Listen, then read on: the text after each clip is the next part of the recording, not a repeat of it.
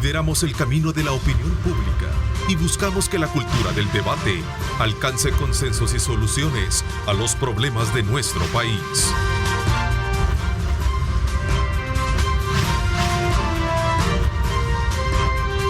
Diálogo con Ernesto López. ¿Qué tal? Buenos días, El Salvador, ¿cómo están? Qué placer enorme saludarle. Gracias por estar con nosotros en esta mañana de día martes 25 de octubre. Como siempre, agradecemos a Dios Todopoderoso por darnos ese privilegio de poder continuar acá con nuestra programación, llevarles a ustedes desde luego toda la información pertinente desde muy tempranas horas de la mañana.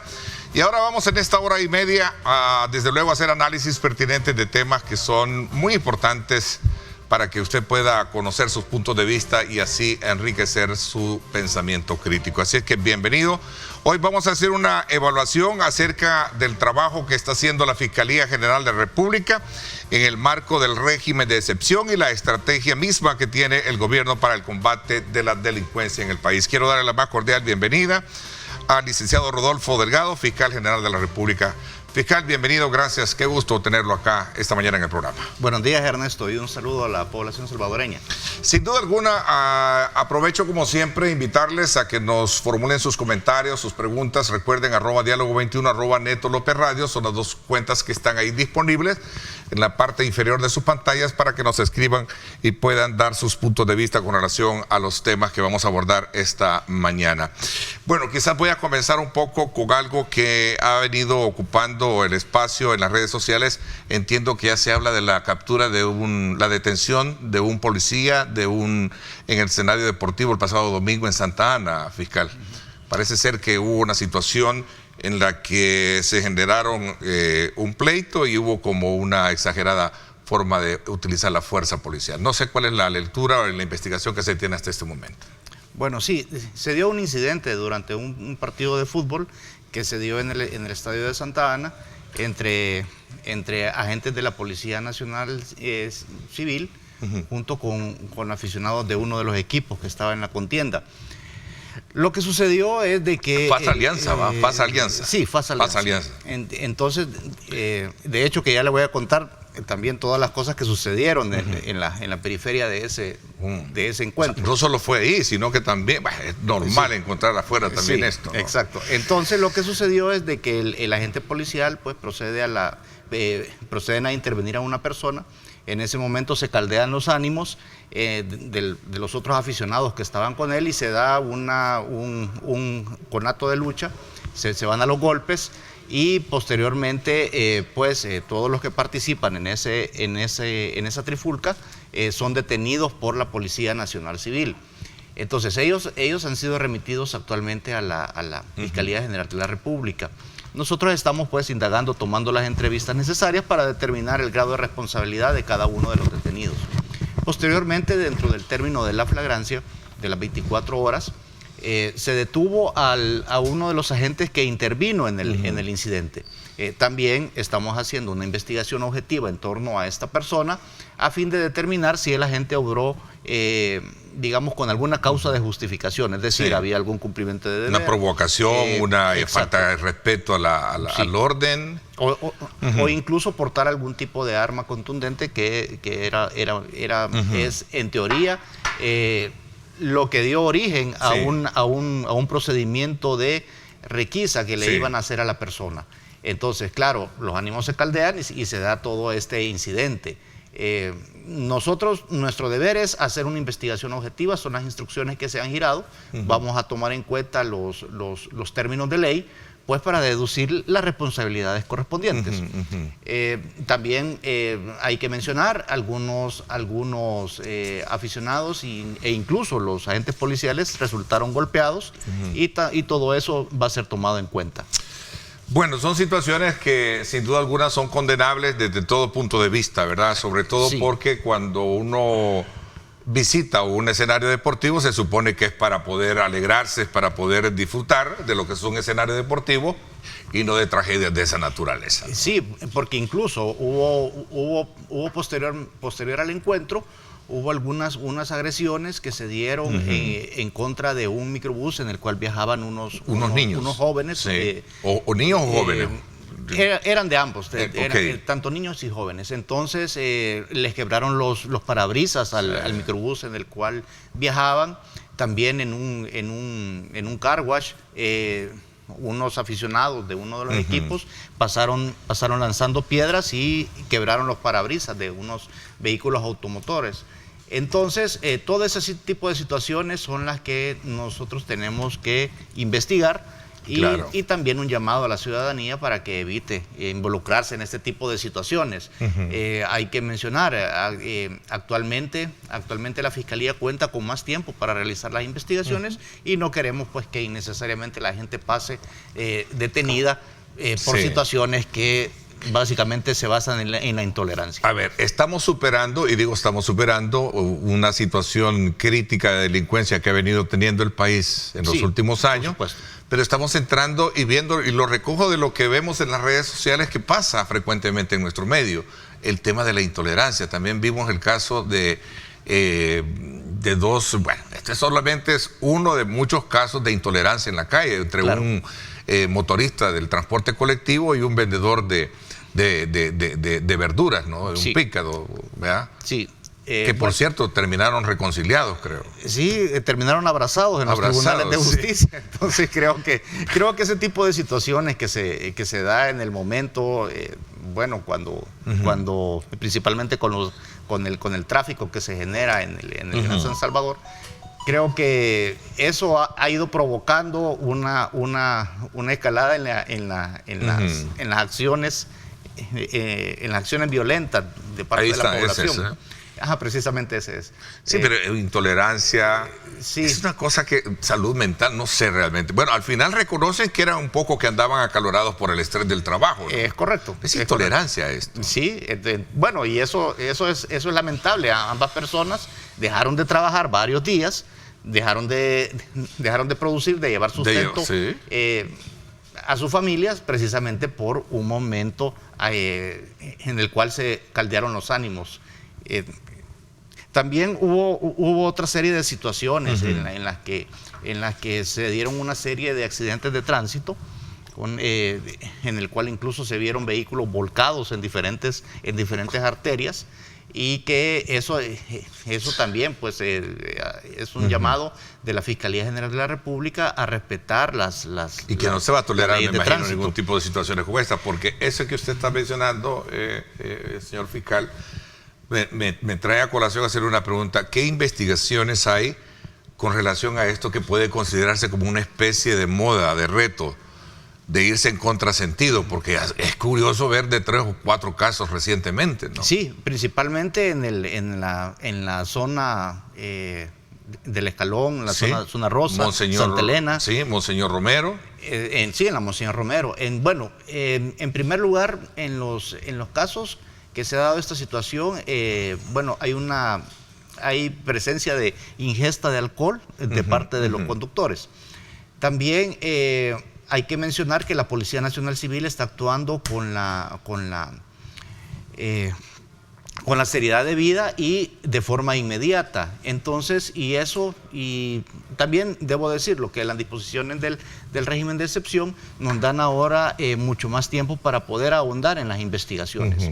También la baja de homicidios nos ayuda a poder prestarle más atención a este tipo de situaciones que antes, en los escenarios de violencia que vivía el país, eran situaciones que quizás pasaban desapercibidas para los medios de comunicación. Claro, pero lo cierto es que ahí como lo vemos en eso, yo no sé realmente en qué condición puede ir una persona para llegar a esa manera. Bueno, de hecho que esta persona... No lo sé, pero me lo imagino, ¿no? Sí, bueno, pero de hecho que ese conductor que se ve en pantalla fue detenido posteriormente por una orden de detención girada por la Fiscalía General de la República. La policía inmediatamente fue a hacerla efectiva.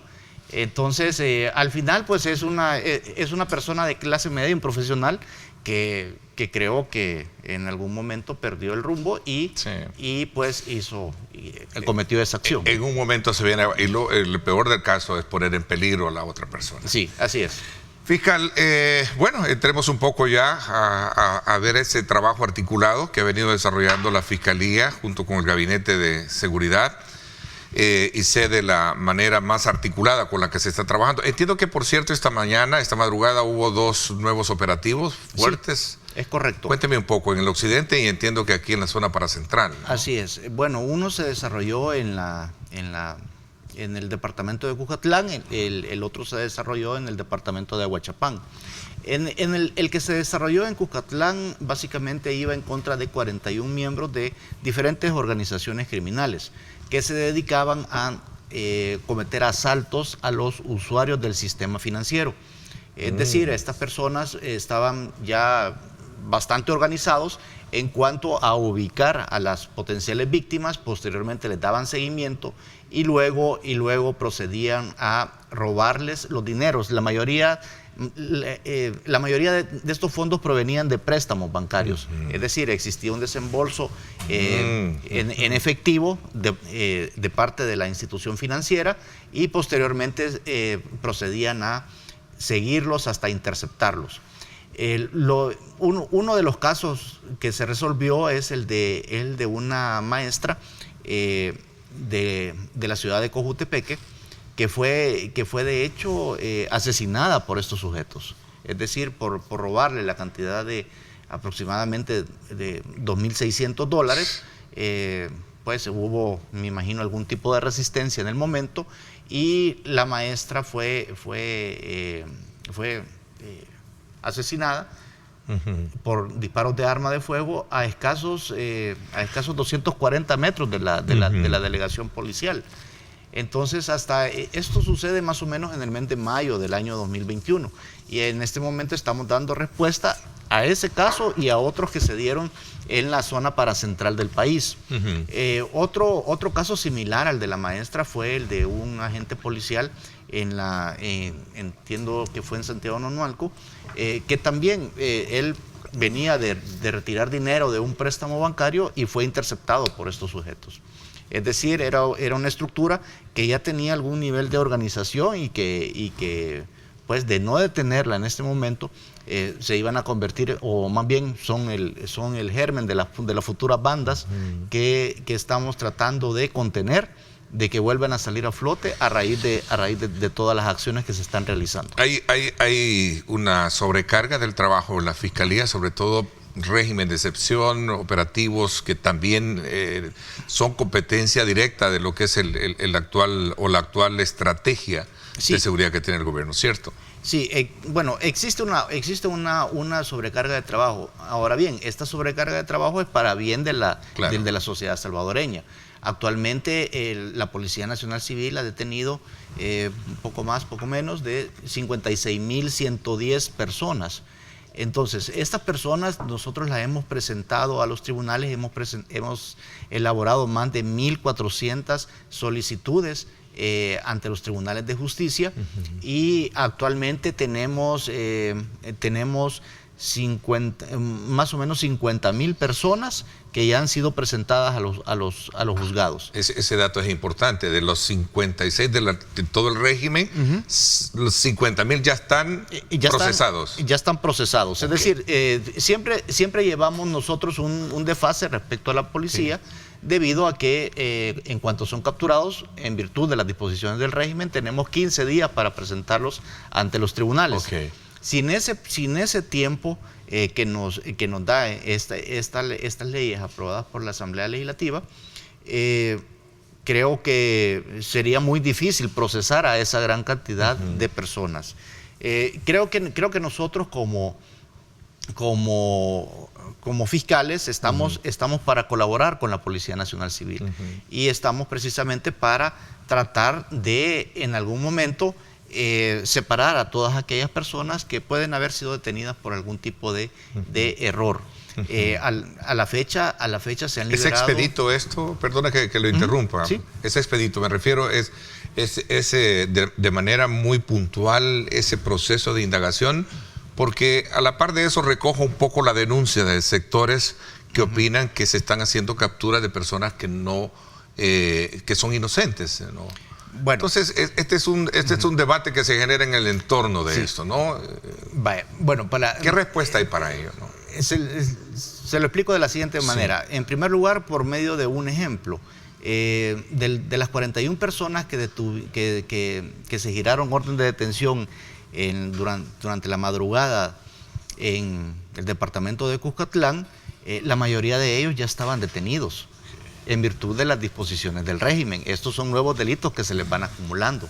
Es decir, es muy fácil decir se están llevando a personas inocentes a partir de solamente escuchar a las personas que tienen alguna relación con el detenido. Claro, o a un familiar que obviamente la primera expresión es lo que ya sabemos, pero no quiero mofarme un poco de la palabra de una madre cuando dice y que declara inocente a su hijo, ¿verdad?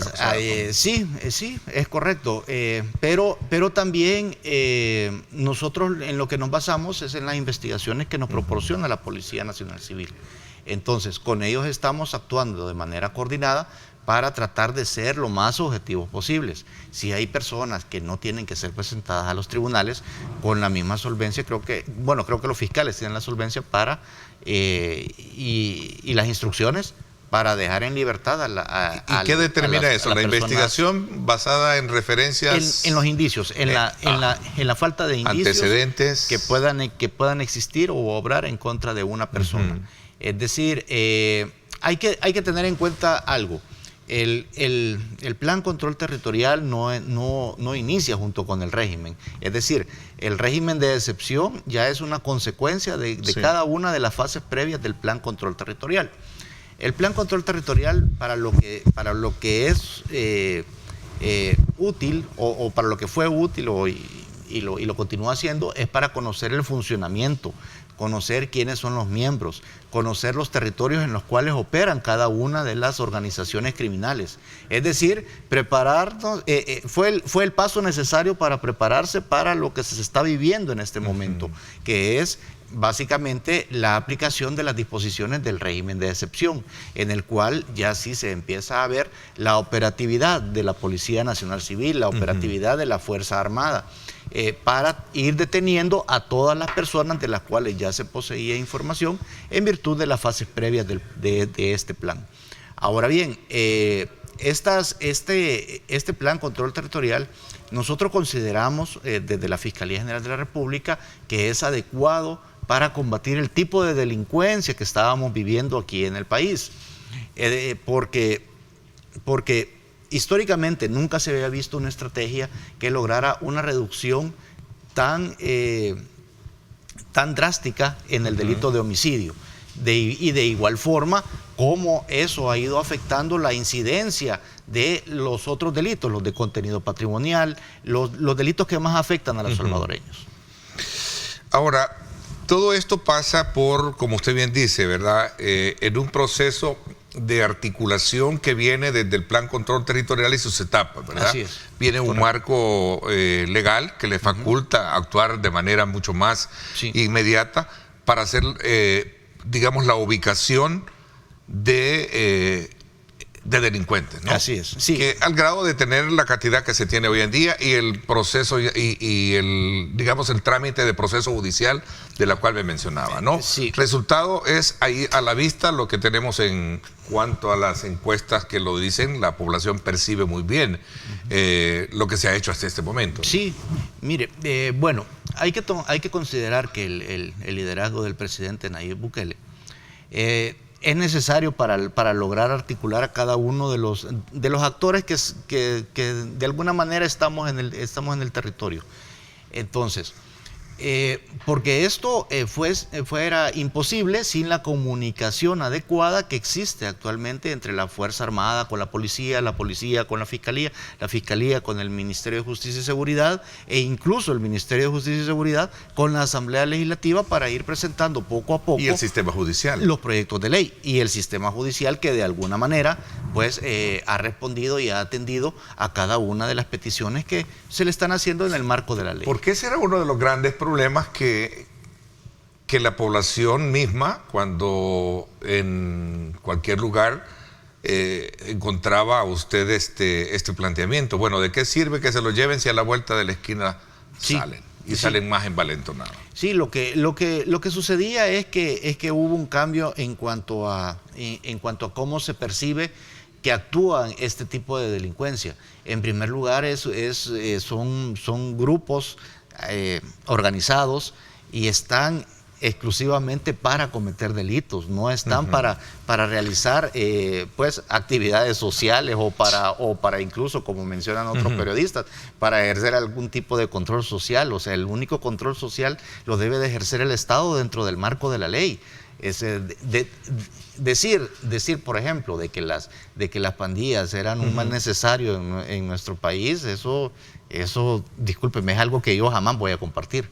Entonces, al contrario, el mal se tiene que combatir, y es de esta forma en cómo se debe de hacer las cosas para presentar los casos ante los tribunales y tratar que estas personas se logre establecer su culpabilidad en el marco de las leyes previamente establecidas. Es innegable ver y reconocer los resultados que se ha tenido con el régimen de excepción, un régimen que tiene, digamos, dos rostros. Uno, que se ve positivo desde el punto de vista de cómo la población lo percibe, no lo digo yo, las encuestas lo... Sí, claro. Y de alguna manera también se percibe en alguno. Pero también se vuelve polémico cuando cuando sectores u organismos pro derechos humanos lo cuestionan y lo consideran inconstitucional.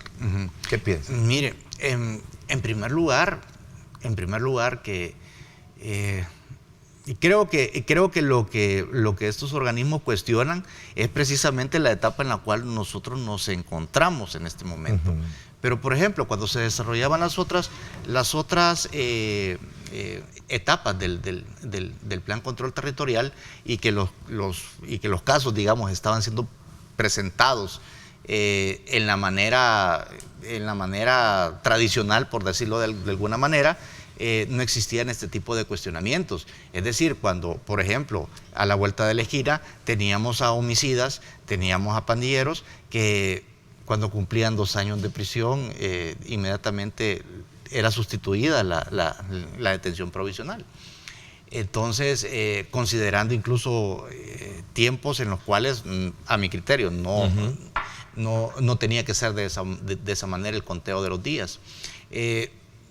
Creo que estar en esa vorágine de que la policía detenía un día, al día siguiente los jueces liberaban, posteriormente los volvían a detener. Sí. Entonces eso era lo que tenía cansada a la población. ¿Por qué? Porque el problema no se da en los tribunales, el problema se da cuando el delincuente queda libre y regresa a las comunidades a seguir delinquiendo. Entonces ahí lo que sucedía era de que poco a poco la autoridad que tiene más contacto con la población, la policía, iba perdiendo la seriedad, iba perdiendo la autoridad con la cual se debe de manejar frente a los ciudadanos. Entonces ahora es todo lo contrario, y en ningún momento se están vulnerando derechos fundamentales de las personas. Todas las personas son presentadas ante los tribunales, a todas las personas se les nombra defensor, a todas las personas se les dice por qué motivo están siendo detenidas. Entonces, cuando quedan en detención provisional porque la ley así lo establece, entonces yo no veo algún tipo de vulneración a los que tanto están mencionando. No hay detenciones arbitrarias. No hay detenciones todas se investigan, me dice. Las detenciones las ejecutan en los periodos de flagrancia por la Policía Nacional Civil con el auxilio del Ejército. Son delitos de carácter permanente. Esas personas en ningún momento han renunciado a eso, a participar a esos grupos criminales. Ahora, decía esto en el contexto de que estas organizaciones están, incluso han puesto demanda contra el Estado en organismos internacionales. Sí, así es, y son demandas en las cuales vamos a tener que explicar cada una de las situaciones que se han dado con determinadas capturas. Ahora bien, que me digan que se está violentando derechos fundamentales cuando, por ejemplo, la Policía Nacional Civil tiene una gran cantidad de personas detenidas, más de 56,000 personas detenidas, y si usted ve el nivel de confrontación que se ha dado entre los grupos criminales y la Policía Nacional Civil, es mínimo. Actualmente se han dado 76 enfrentamientos entre la Policía Nacional Civil o el Ejército con estos grupos delincuenciales, y siempre existe la presencia de armas de parte de las otras personas. Existen agresiones ilegítimas hacia nuestros policías y hacia nuestros soldados. Entonces, con 56,000 procedimientos de captura y que únicamente en 76 haya existido un uso digamos, ilegítimo de la fuerza de parte de estas organizaciones criminales, y que la policía haya respondido en la medida de sus capacidades, o sea, para mí eso me indica de que tenemos tanto una Policía Nacional Civil muy profesional como un ejército que se ha logrado adaptar y está actuando con el mismo profesionalismo que se le exige en las circunstancias. No hay violaciones de derechos humanos como fundamentan o argumentan estas organizaciones en su demanda en la Corte Internacional de Derechos Humanos, que por cierto mañana creo que hay una audiencia, ¿no? Sí, mañana hay una audiencia. Lo que sucede es de que, mire, ellos necesariamente siempre van a tener que mantener este tipo de discursos.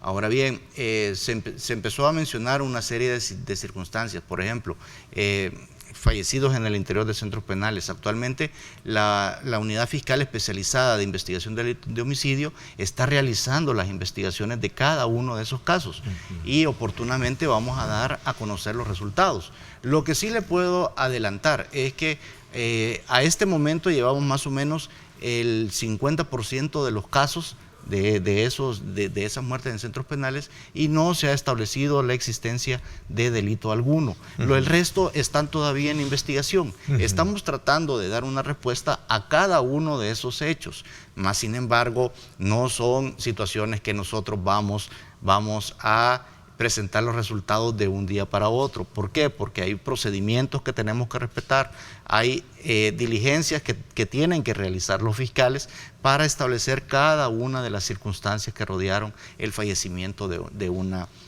persona en los hospitales cuando eran trasladados desde los centros penales. Bueno, esa misma pregunta se la formulé al director de centros penales, y él me decía también que habría que considerar que muchas personas de los que han fallecido eran personas que también ya tenían enfermedades crónicas. Sí, es correcto, es correcto. Y muchas, precisamente los primeros casos que se han logrado depurar, se refieren a ese tipo de tipologías. Entonces, en realidad no hay un delito que investigar ahí. Esos casos van directo al archivo.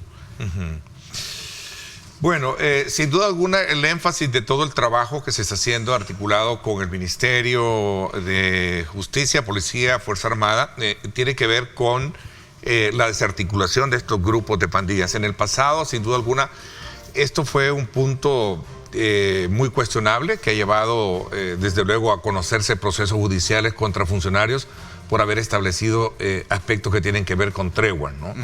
Sí. La más reciente de todos casos es el del expresidente Mauricio Funes, que también entiendo ya entra a un proceso dos procesos. A dos procesos por el tema de tregua. Vamos a hablar de esto y mucho más. También entiendo que ¿por qué Estados Unidos está de alguna manera pidiendo la extradición de Armando Eliú Melgar, apodado como el Blue? ¿Sí? Sí. ¿Y por qué razón primero va a ser sometido o es sometido acá?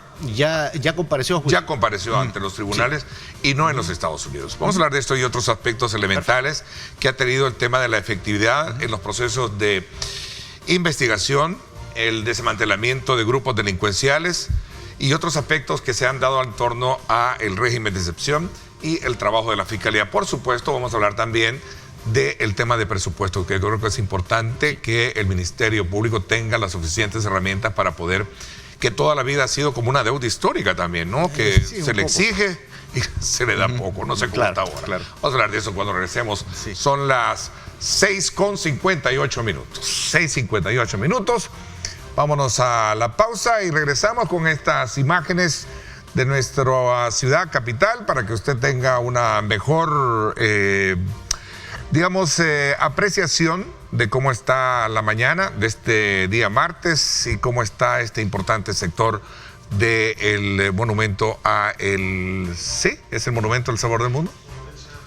Hotel Sheraton, presidente, me están haciendo la corrección ahí. En efecto, ahí está, es el redondel, sí. Presidente Plaza, precioso, es emblemático y ese va a ser el símbolo, ¿no?, del desarrollo en el país. Presidente Plaza, Torre Presidente Plaza. Vamos a la pausa y regresamos con más.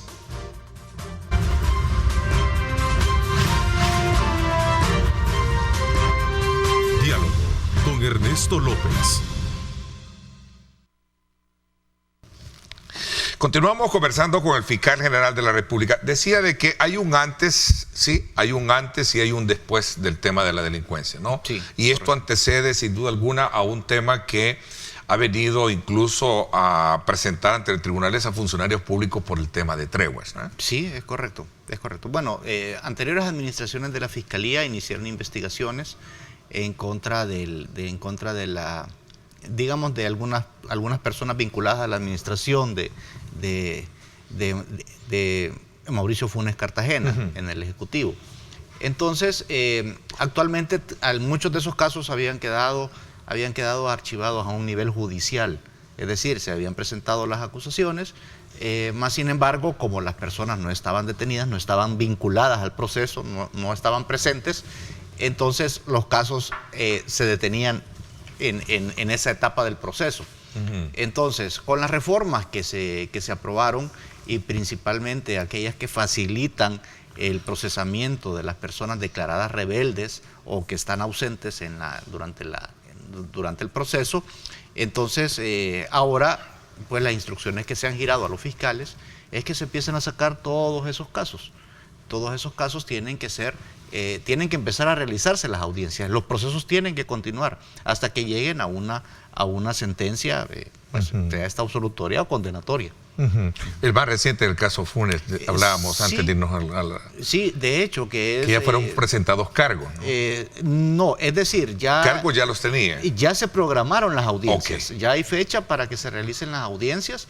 La primera es en el caso denominado el Chaparral, que tiene relación con la construcción de la presa, y en la cual se están investigando o procesando al expresidente por delitos de corrupción. Ok, no, pero ese ese, digamos, fue el primer caso. Okay, fue el primer de caso. acuerdo. El segundo caso es el que tiene relación y que también se encontraba archivado por la ausencia del exmandatario de comparecer ante la justicia, sí. Que es el vinculado con la tregua. Exacto, que se sí.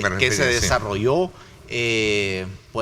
durante su administración y en la cual básicamente existió un pacto de no persecución en contra de los delincuentes. Entonces, pues obviamente a cambio de beneficios se disfrazó como una política social, cuando en realidad lo que se trataba era simplemente hacerse de la vista gorda de todas las acciones criminales que estaban realizando este tipo de delincuentes. ¿Eso qué generó y cuál fue el problema para la sociedad salvadoreña? Que permitió un mayor nivel de organización de estos grupos y permitió que ellos lograran tecnificar sus acciones criminales de manera tal de que éstas les representaran ingresos económicos. Entonces, eso los convierte y les da mayor presencia en cada uno de los territorios y hace que poco a poco vayan desplazando a las autoridades encargadas de la ley y el orden aquí en el país. Entonces, con este escenario, eso es lo que investiga la Fiscalía General de la República y hoy, gracias a estas reformas aprobadas y a iniciativa del órgano ejecutivo, es que se tiene la posibilidad de imponer sentencias a todas aquellas personas que han evadido la justicia por años. Mire, y es que la verdad que el tema de la tregua hace mucho daño, sin duda alguna. Ahí está también el caso del ex candidato de Arena, el doctor Norman Quijano, ¿no? Sí, también está en una situación similar. Esta persona, la última información que tenemos es que viajó a Estados Unidos. Creemos que se encuentra en ese lugar, en ese país, y que pues también está vinculado con pactos de no persecución penal a favor de los delincuentes. La palabra no sé si es la correcta, la voy a tomar así de un titular, de un matutino, si es que el país niega extraditar a Estados Unidos a este señor, el Blue, que se conoce como el Blue. Bueno, de hecho que el proceso todavía continúa, el proceso de extradición continúa. Es decir, lo que nosotros como Fiscalía hemos hecho es que el Blue responda por los crímenes por los cuales está procesado aquí en El Salvador. Entonces, a raíz de eso es que se ha hecho la audiencia de vista pública, era la última audiencia que faltaba. Él se sometió a juicio ante un juez, ante el juez al cual se presentaron los cargos correspondientes, y la idea de la Fiscalía pues es condenarlo por la extorsión que se le acusa. El proceso de extradición todavía continúa. En ningún momento se ha suspendido la tramitación de este proceso. Pero de igual forma, así como yo se lo tengo que entregar a este país vecino, pues yo también tengo que procesarlo por los hechos que ha cometido en perjuicio de salvadoreños. Es decir, porque las víctimas son salvadoreñas y la Fiscalía General de la República se debe precisamente a estas víctimas. Ahora, esta persona era, digamos, dentro de la estructura, un rango alto, no sé cómo es que le llaman dentro de esa estructura delictiva. Aquí en el país no, no tenía un rango, digamos, significativo comparado con lo que había pasado en Estados Unidos, criminales. Entiendo, ¿no? En Estados Unidos sí él tiene un nivel, digamos, relevante dentro de la organización criminal, que precisamente delinquía en la zona, en la costa este de ese país.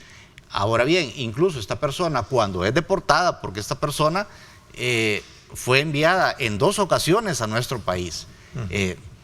Es enviado la primera vez, regresa a Estados Unidos, comete crímenes allá, posteriormente nos lo vuelven a enviar como que nosotros fuéramos el basurero o el depósito de los desechos que nos envían desde otros países. Entonces, y aquí sí lo detenemos, aquí lo procesamos y esperamos condenarlo. Entonces, incluso esta persona intentó de alguna manera hacer valer su entre comillas rango ante otros delincuentes, y los otros delincuentes lo hicieron a un lado precisamente porque él sus actividades criminales las había cometido en Estados Unidos. Pero ¿qué? Nos lo envían a nosotros, aquí empieza a afectar a salvadoreños, pero aquí sí tenemos la responsabilidad como para poder de alguna manera poderlo detener de manera rápida y estarlo sometiendo ante los tribunales de justicia, tratando de buscar una condena en su contra. Es decir, lo que nosotros estamos tratando de hacer es de responderle a una víctima salvadoreña. Entonces, y los retrasos que ha existido para lograr una condena en contra de este pandillero ha sido precisamente el proceso de extradición. Entonces, lo que nosotros hemos hecho simplemente es procesarlo, buscar que lo condenen y posteriormente que continúe el proceso de extradición. No tengo prisa. No es que no haya una negación, no es que haya una negación como en su momento. No hay una negación en ningún momento. Porque de hecho creo que he visto que se han extraditado algunos, ¿no? Sí, en este mismo exacto. contexto. Es decir, hemos entregado otras personas que no tenían investigaciones pendientes aquí en el país y que pues se inicia el proceso de extradición, se pasa cada una de las etapas de ese proceso de extradición y se han enviado a Estados Unidos. ¿No es porque él tiene información que puede llegar a decirle a Estados Unidos sobre casos acá también, incluso de treguas, como en algún momento dicen algunos? No. No, él en realidad está respondiendo por los crímenes que ha cometido aquí en el país. Se va a condenar y el proceso de extradición continúa. Ok, esto de la conexión, yo recuerdo que siempre se dijo que uno de los principales, digamos, factores por los cuales la delincuencia tenía su asidero en el tema de las cárceles. Se ha logrado desarticular toda esa conexión, comunicación entre ellos y lo que había afuera, porque si bien es cierto, y esto lo podemos palpar no solo desde el punto de vista como lo dicen las encuestas, sino que también de los mismos empresarios. Vemos sectores como industriales, la ASI lo ha dicho la Cámara de Comercio, que han sostenido que se ha logrado, en su momento el sector transporte colectivo también, agremiado, lo ha dicho, se ha logrado bajar el tema de las extorsiones, pero todavía no se ha eliminado por completo. Mire, ¿qué falta? Vaya, En primer lugar, es muy difícil que la incidencia de un delito determinado se elimine totalmente en una sociedad. Esa es una premisa. Siempre van a existir este tipo de hechos. Lo que pasa es que lo que tenemos que evitar los salvadoreños es que esa incidencia delictiva sobrepase la capacidad instalada en nuestra policía, en nuestro ejército, en la Fiscalía General de la República. Entonces, sí se ha logrado impactar en el tema de la extorsión. ¿Por qué? Porque se ha logrado extraer de las diferentes comunidades a las personas encargadas de ir a recoger cada uno de los dineros que eran exigidos a cambio de amenazas o de coacción. Entonces, también la gran labor que se está realizando en la Dirección General de Centros Penales, con el director Osiris Luna, eso también ha ayudado, porque efectivamente ya las cárceles no son las antiguas universidades del crimen que eran en otras administraciones. Bueno, de hecho ahora el que va saliendo pagando su ¿cómo se llama? Su tiempo va de regreso, sí, no lo dejan salir. Es correcto. ¿Por qué? Porque no ha existido una desvinculación total con las organizaciones criminales. Salir con un doctorado. Así es, entonces. y la otra situación es que se le ha dado mucho impulso al trabajo penitenciario. Y eso pues favorece para que vaya existiendo poco a poco una verdadera transformación de nuestro sistema. A ver, pero sí, entonces se ha logrado desmembrar esa parte. Hay mayor control, incomunicación. Hay mayor control en las cárceles. Y las señales de teléfono ya no salen del interior de los centros penales hacia el exterior, precisamente para organizar o para planificar delitos. Perdón un poco el retroceso en cuanto al tema de derechos humanos. El nombramiento de la procuradora es un factor que suma hoy en este nuevo contexto. Ya tuvo la primera reunión ella con los familiares de los detenidos. Sí, es correcto. ¿Sí? Es correcto. Bueno, y también ha tenido una reunión con familiares de víctimas, de la delincuencia. Sí, o sea, exacto, y eso pues nos va orientando a que la gestión de la procuradora puede tener el balance adecuado para no ponderar los derechos del delincuente sobre los derechos de la víctima. Y eso es muy importante. O sea, llevar ambas cosas a la par. Sí, ¿no? a un nivel adecuado. Ajá. Bueno, interesante. Me están pidiendo una pausa más.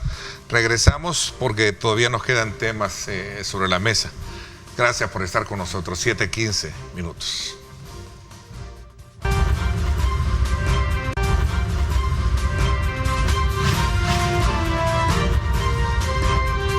Diálogo con Ernesto López. Bueno, vamos a precisamente aprovechar estos últimos minutos, desde luego, para seguir conociendo el trabajo que ha venido articulando la Fiscalía General de la República en el contexto del combate de la delincuencia y, por supuesto, otros aspectos que tienen que ver con los delitos en el país. Hablábamos acerca del tema de la incursión de la nueva procuradora, ¿verdad? El nuevo rol, sobre todo para poder de alguna manera buscar ese equilibrio de lo que muchos consideran que en el país desde luego no ha existido, especialmente con la anterior administración dentro de esta institución de derechos humanos, ¿no?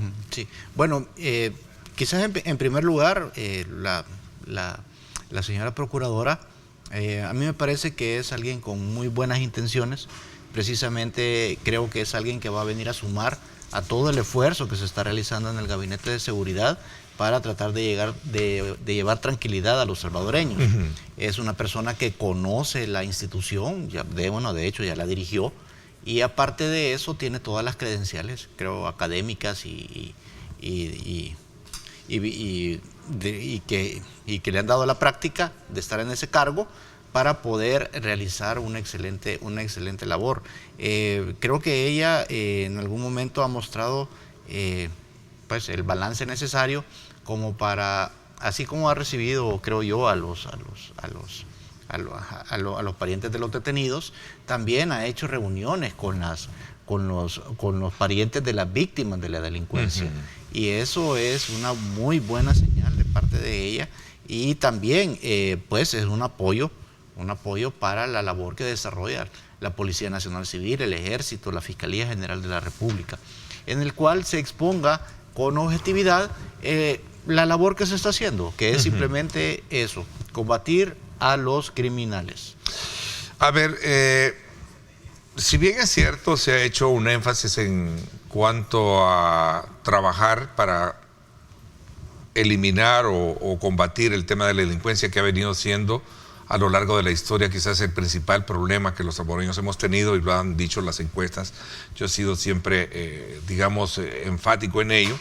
Pero también cabe destacar que han habido ciertas reformas penales en el país que solo no llevan ese énfasis, sino también el combate de la corrupción, ¿sí?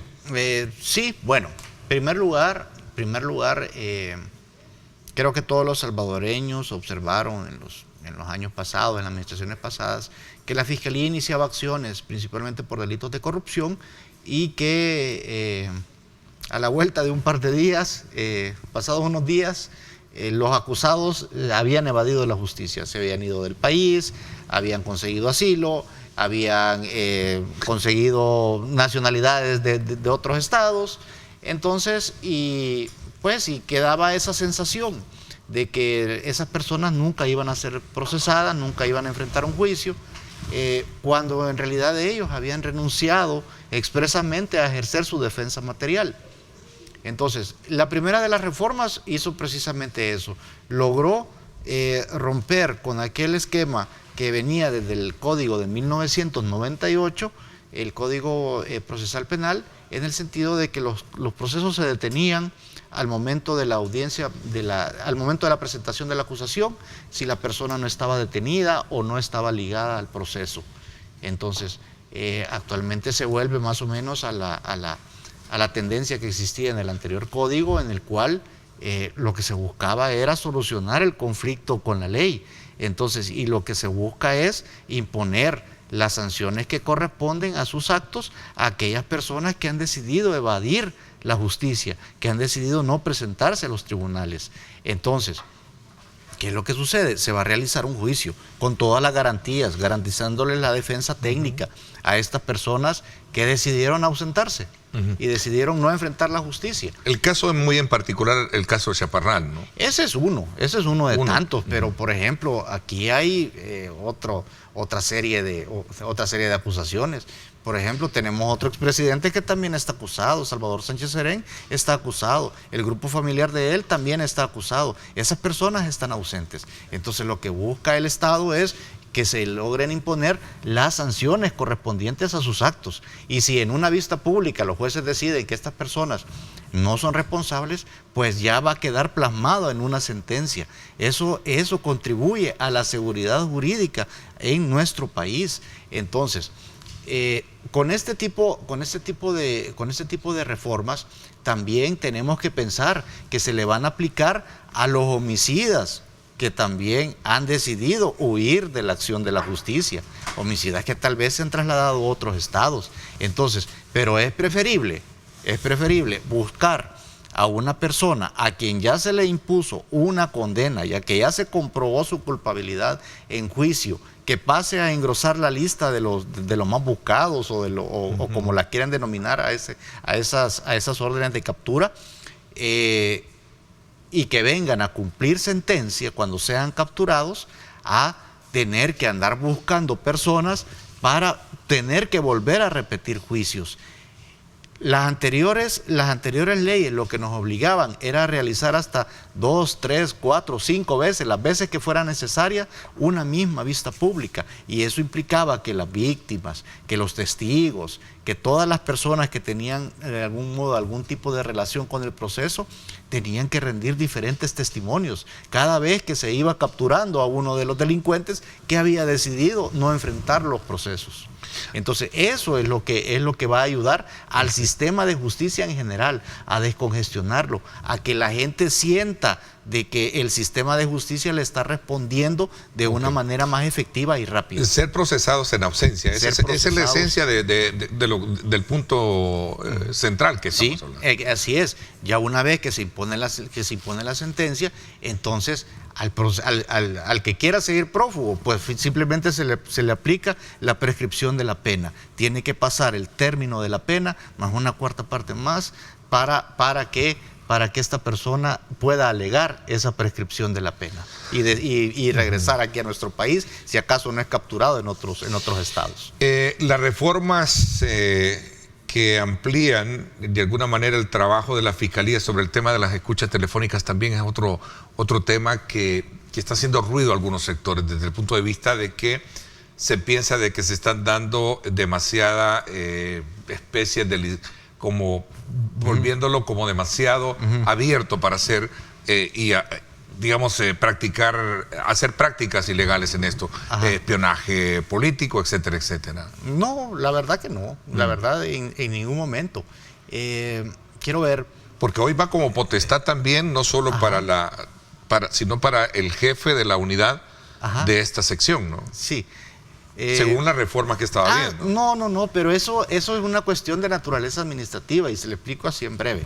A ver, la reforma en realidad que se propone es porque en la actualidad únicamente hay 2 funcionarios a nivel nacional que pueden solicitar la intervención de las telecomunicaciones: el fiscal general de la República y el director del centro, que tiene que cumplir con los requisitos legales. Entonces, la reforma va orientada ¿en qué sentido? En que exista la posibilidad de que otro funcionario que pertenezca al centro, que cumpla con los mismos requisitos que posee el director del centro de intervenciones, pueda también solicitarlos, pero en ausencia del fiscal general, en ausencia del director del centro. Es decir, para tener siempre cubierta la posición de la persona que tiene que solicitar la intervención de las telecomunicaciones. Básicamente es una suplencia. Es una suplencia. Si están los otros 2 titulares, pues perfectamente los otros 2 titulares pueden. ¿No es un camino que busca allanar un poco el espionaje político en algún momento? No, en ningún momento. Nosotros estamos claros, incluso sabemos que durante la aplicación de las disposiciones del régimen, siempre tenemos que cumplir con la ley que nos exige la orden judicial para poder intervenir las comunicaciones. Ok, el tiempo se nos agotó. Quiero quizás un poco preguntarle sobre el tema de que ya están todos los funcionarios en la Asamblea Legislativa con el tema del presupuesto pidiendo plata. Sí, claro. ¿Cómo va la Fiscalía con el presupuesto? Bueno, lo que le puedo mencionar es que nosotros no tuvimos un incremento significativo en el presupuesto. Es más, yo no participé en la formulación de ese presupuesto que estoy ejecutando en este momento, pero en este momento hemos tratado de ser consecuentes, uno, con las finanzas del Estado. Al final de cuentas nosotros también vemos el tema de la hacienda pública y hemos solicitado el incremento que hemos considerado adecuado, en primer lugar para fortalecer la parte que tiene que ver con la misión de la institución, representar a las víctimas de la delincuencia y representar al Estado en los diferentes juicios. Ok.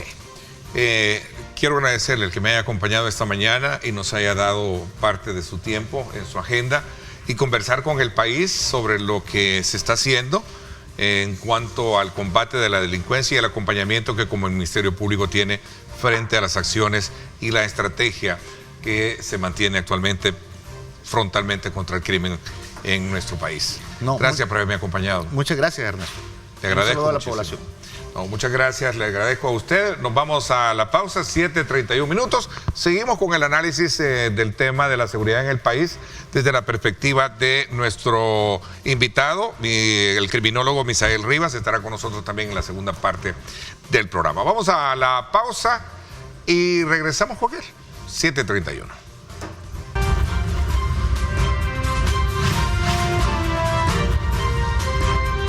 Diálogo con Ernesto López. Bueno, vamos a continuar con nuestro análisis esta mañana después de hacer una evaluación del trabajo que ha venido haciendo la Fiscalía General de la República con el criminólogo Misael Rivas, catedrático universitario también, panelista frecuente del programa En Directo con Ernesto López Radio. Bienvenido. Gracias, Misael. ¿Cómo estás? Por aquí, buenos días, hermano salvadoreño, buenos días, Ernesto, buenos días al Grupo Megavisión. Gracias por acompañarnos siempre en los análisis que tenemos de estos temas. Bueno, al final sabemos de la buena articulación que existe ahora, entendería yo, por los argumentos que planteaba el fiscal en torno a el trabajo que se desarrolla como fiscalía frente al régimen de excepción que está llevando a cabo como parte de la estrategia del Gabinete de Seguridad del gobierno del presidente Nayib Bukele. Sí, en primer lugar tenemos que confiar mucho los salvadoreños en esta declaración que está haciendo el señor fiscal general de la República, porque de las personas que conozco y he tenido el privilegio de conocer primero como abogado, y te lo decía fuera de cámaras, solo recuerdo 3, el doctor Mendoza, el doctor Arturo Argumedo y ahora el licenciado Delgado, quienes han sido miembros de parte de la Fiscalía desde sus valladares, quienes conocen la Fiscalía en todos esos lugares, en los tribunales, andar presentando requerimientos, andar presentando acusaciones y andar peleando por la gente de a pie, como usted y como yo, que hemos estado esperando que nos ayuden. Es alguien que sí conoce. Entonces, cuando viene alguien que conoce, que tiene el bagaje completo de lo que es la Fiscalía General de la República, es de creerle, porque está haciendo una argumentación, ha pasado por todos este tipo de personajes. Incluso él tiene la experiencia de haber iniciado su racha de fiscal. Su carrera, gracias, de fiscal, como miembro de la naciente Fiscalía después de los acuerdos de paz. Es decir, que inicia a la par de la Policía Nacional Civil y con ese tipo de argumentaciones. Y lo más interesante es que conoce también un poco del código anterior a 1998. Es eso con lo que él puede actuar, venirnos a decir que se está haciendo esta articulación diferente.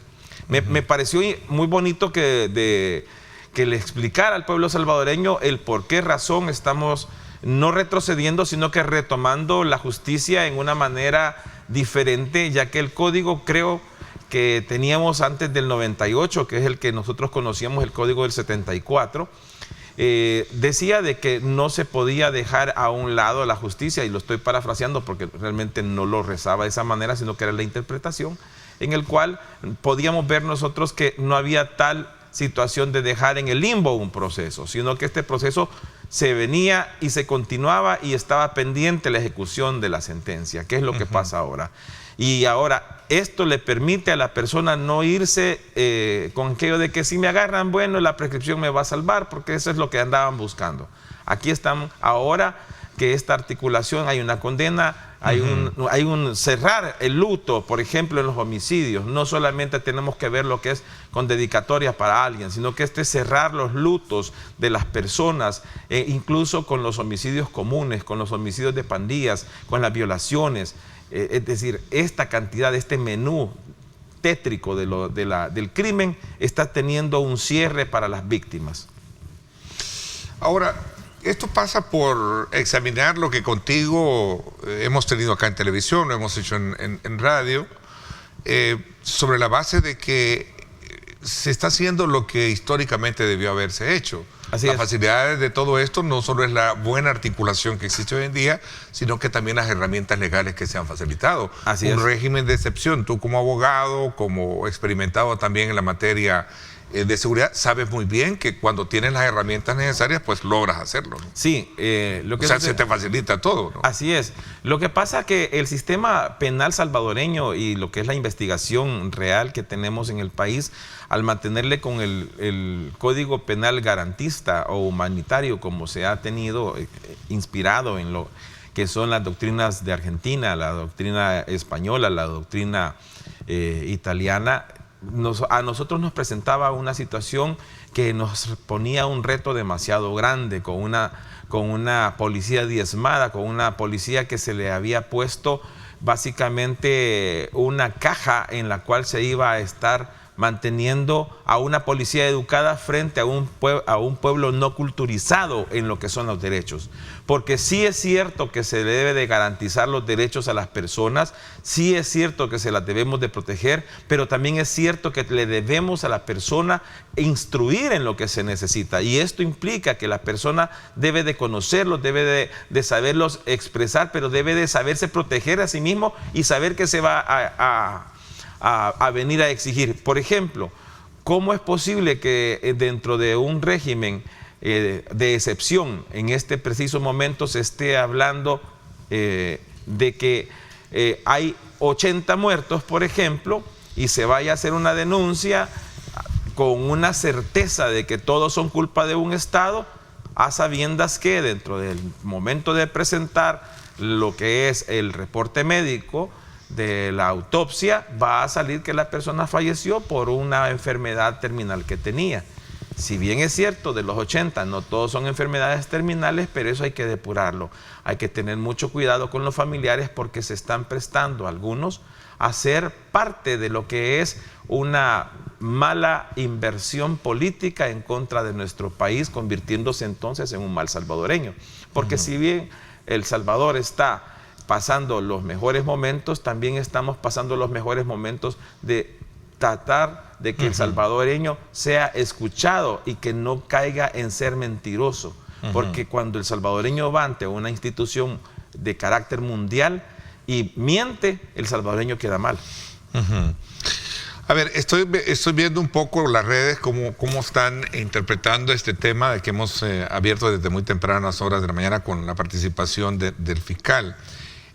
Y muchos se preguntan si verdaderamente esto es parte de lo que podría ser el preámbulo de resolver el problema a un mediano o corto plazo, o esto sería un de momento coyuntural, si las cosas pueden cambiar el día de mañana. Es decir, el régimen ha dado resultados, ¿verdad? Sí. Que ya lo hemos estudiado, pero si esto ¿por cuánto tiempo se va a mantener? O sea, aquí creo que entra en juego lo que hablábamos, creo que contigo, no sé si con el resto de panelistas, que obviamente viene en la segunda etapa, el tema económico, que por cierto estudiamos desde el punto de vista de lo que dicen las encuestas.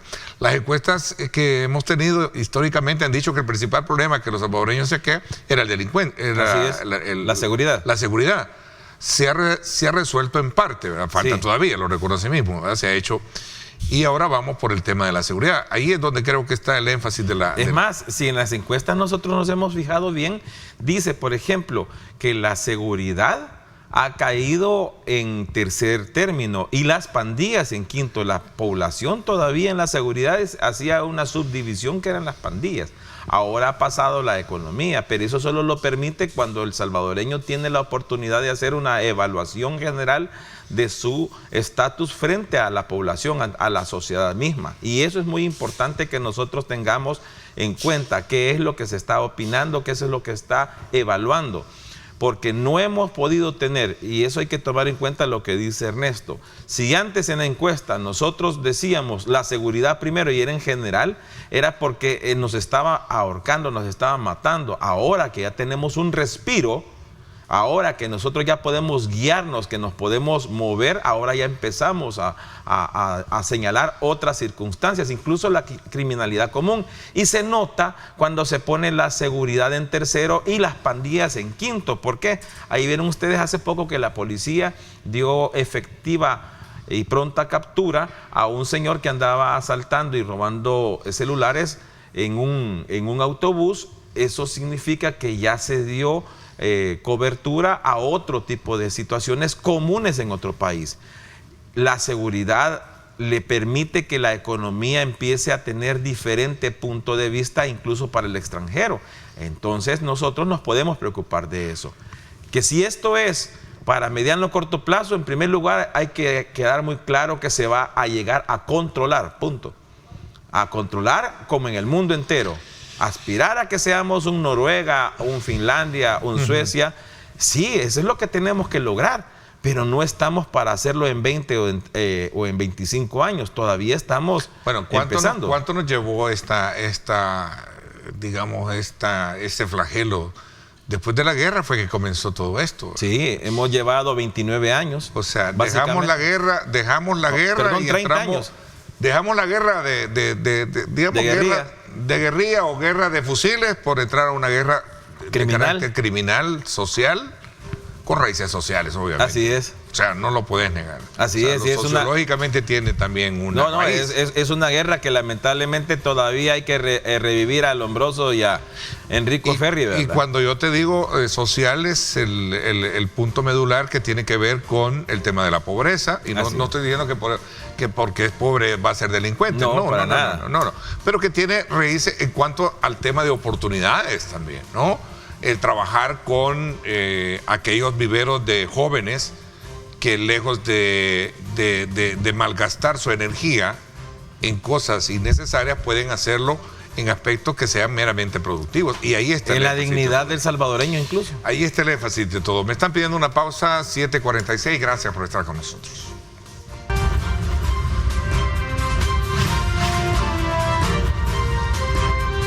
Diálogo con Ernesto López. Bueno, gracias nuevamente por estar con nosotros a esta hora de la mañana. Te decía de que un aspecto bien importante que para examinar, yo creo que tú como estudioso de la materia legal y también como catedrático universitario sabes muy bien que el componente social tiene que ver mucho con todo esto, ¿verdad? Sí. Por eso las apuestas, a mi criterio, deben de ir bajo ese énfasis también. Hay que reconocer que si bien es cierto, se han hecho buenos esfuerzos en el área de educación, en el área de salud, pero nos hace falta tenemos que subir la apuesta. Digamos, a lo que otros países lo han hecho y han demostrado que ha sido una buena apuesta. Costa Rica, que siempre lo ponemos de ejemplo, es cierto. Sí, hay que dignificar a la persona porque no es posible que nosotros veamos camino entre Santa Tecla y San Salvador, por ejemplo, que tenemos un montón de comunidades que las casas todavía son de lámina y lámina vieja, pero tienen estacionados vehículos hasta de $14,000 afuera en la calle y uno los ve, pues que están los dueños adentro. Sí. Y no es que estén los vehículos porque se los prestaron, sino que ahí vive la gente, o que les ves antenas para cable, etcétera. Eso que implica que las personas tienen los valores demasiado dispersos de las prioridades y cómo deben de evolucionar, porque tenemos un término de consumismo arraigado en las familias y eso implica que eso te puede motivar o desmotivar dentro de la sociedad, y ahí es donde vienen ya las divergencias de las opiniones de entre cada uno y cómo lo va a alcanzar las necesidades que se le van creando. Y esto no estoy queriendo decir de que está mal que se tenga aspiraciones, no, al contrario, es que se deben de orientar correctamente las aspiraciones. Y por ejemplo, el señor presidente hizo algo muy interesante que a mí me llamó mucho la atención, que no lo habíamos visto cuando el caso de Nejapa, de las casas que mandó a comprar y se les entregaron. Me enteré que hizo una orden, en 3 meses se compraron los terrenos, se hicieron las casas y entregaron. Ese proyecto debería de hacerse para todo el país en diferentes puntos. Me dicen que en Metapán están haciéndolo, parece que una fundación está regalando casas, pero pone a las personas a hacer algo por ellas. Es algo que debe de realizarse para que se dignifique a la persona, pero debe de entregar algo a cambio, y ese algo a cambio es el cómo va a devolverle al Salvador su integración para que el salvadoreño sea diferente. Yo creo que es una buena apuesta. Puerto Rico lo trató de hacer allá en los 80. Les decían, eran unos edificios, no me acuerdo cómo es que le llaman, el caserío le llaman ellos, a los caseríos, pero lo que pasa es que no se hizo el estudio sociológico de cómo le iba a abordar, y aquí sí se está haciendo, cómo se aborda por la necesidad, y el salvadoreño sí es agradecido en eso. ¿Por qué? Porque siente cómo lo va a responder, y ese estudio pequeño hay que magnificarlo. Mira, Misael, un tema que no quiero pasar por alto también es ver el tema de la intolerancia que se está dando hoy en día. Que será un problema de salud mental, estrés. Con el fiscal comencé hablando del caso por ejemplo, del caso de Santa Ana, ¿no? En el escenario deportivo, entre el partido Alianza, que se generó ahí una situación. Luego de un motorista del bus que después terminaron de amores, ¿verdad? Sí. Reconocieron que se habían alterado al calor del estrés del trabajo. Sí. Estamos viendo competencia, o sea, no sé si es competencia o violación a la ley de tránsito, pasándote de un carril como un reto, no sé. Tantas cosas que están pasando.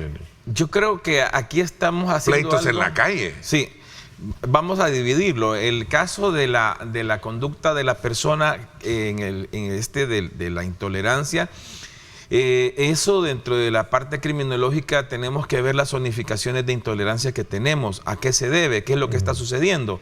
Esta zonificación de la urbana... Ahorita mira, es el caso que te ponían, ¿no?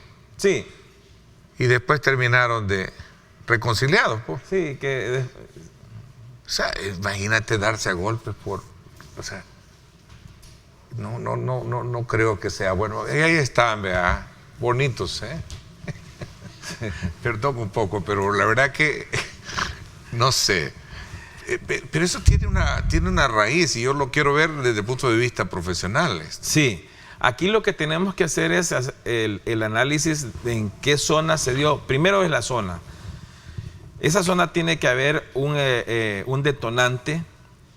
El tráfico es un detonante.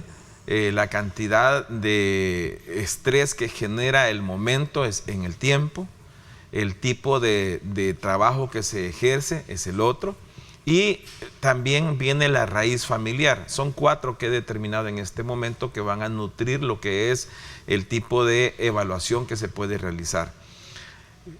Como criminólogo, lo que nosotros hacemos es extenderle las aristas para que un gobierno, una secretaría de Estado pueda tener los puntos y empezar a entregarlo a los sociólogos forenses, a los sociólogos criminales, a los psicólogos criminales, a los psiquiatras criminales, y puedan entender a la población que está teniendo el problema al momento de pasar la problemática y a darle una solución. Pero la solución acá se llama retrotraernos en todos los problemas. Por ejemplo, hablábamos el otro día con nuestro querido amigo Julio Valdivieso, que uno de los problemas es que la planificación urbana se ha hecho a un lado. Acá seguimos todavía hace como 25 años que todo tiene que ir al centro de San Salvador, al centro de Santa Ana, al centro de San Miguel, teniendo periferias que se pueden desahogar, y con desahogar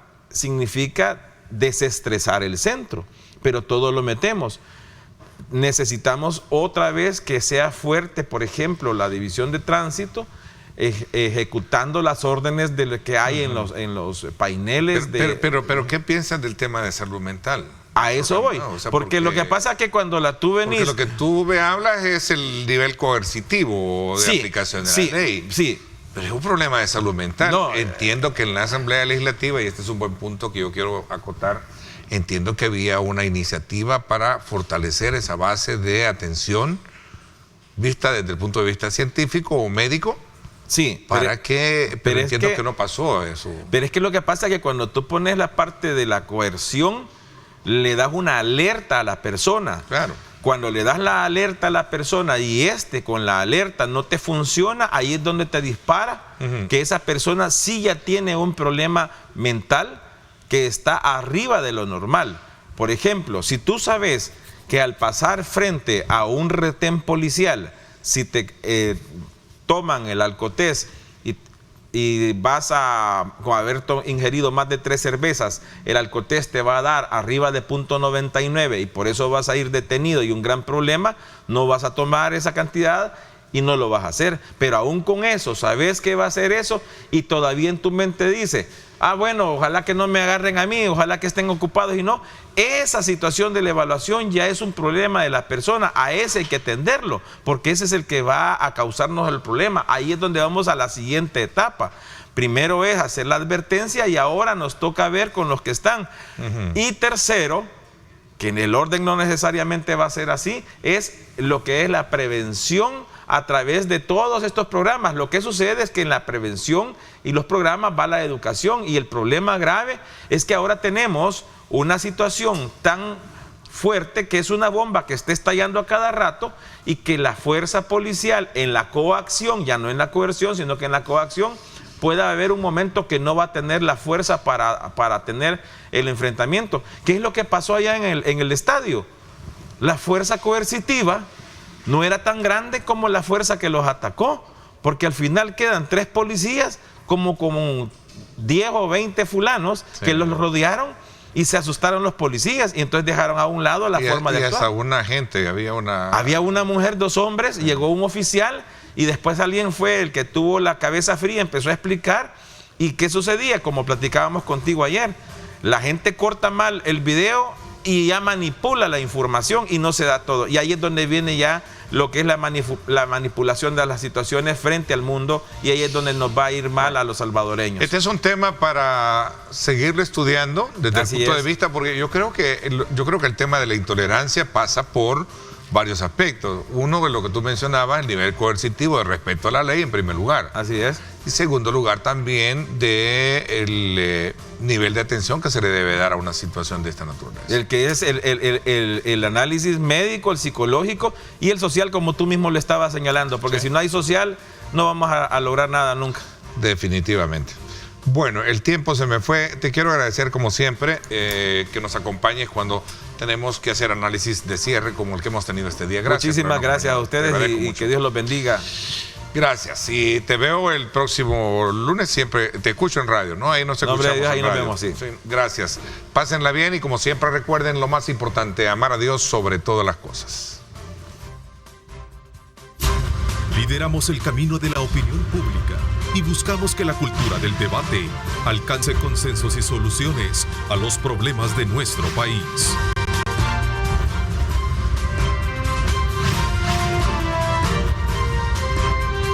Diálogo con Ernesto López.